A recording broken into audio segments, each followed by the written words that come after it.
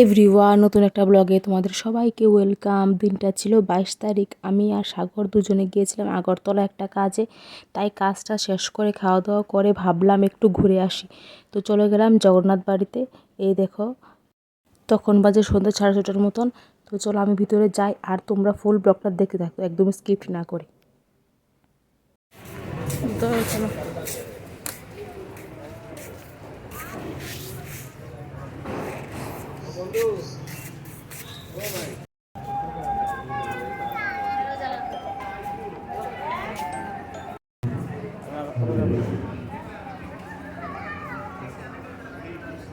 আমি গাড়ি দিয়ে আইছি, বেটা লাইন গাড়ি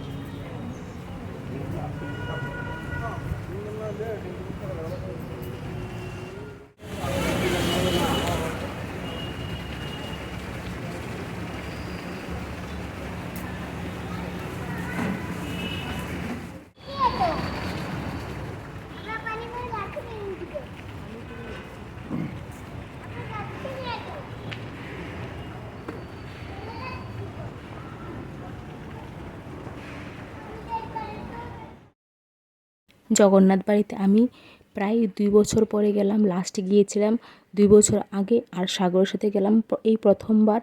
আমার তো এখানে গিয়ে খুবই ভালো লাগলো। সন্ধ্যা টাইমটাতে ওখানে গিয়ে আমার অনেকটাই ভালো লাগলো। তো চলো, তারপর আমাদের ঘোরাঘুরি এখানে শেষ।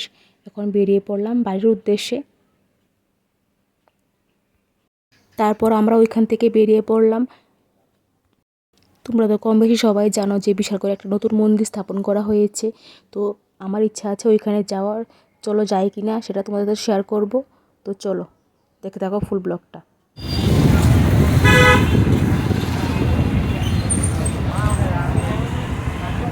সামনে দাও।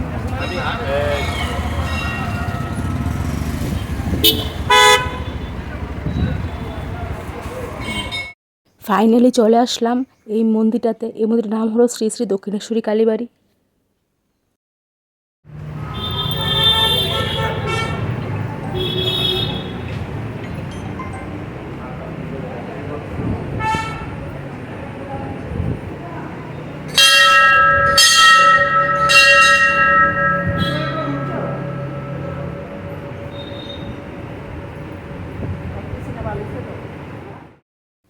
তারপর এখান থেকে ঠাকুর দর্শন করে বেরিয়ে পড়লাম বাড়ির উদ্দেশ্যে। আজকের মতো ব্লগটা এই পর্যন্ত থাকলো। ব্লগটা কেমন লাগলো অবশ্যই কিন্তু কমেন্ট করে জানিও। Tata, by.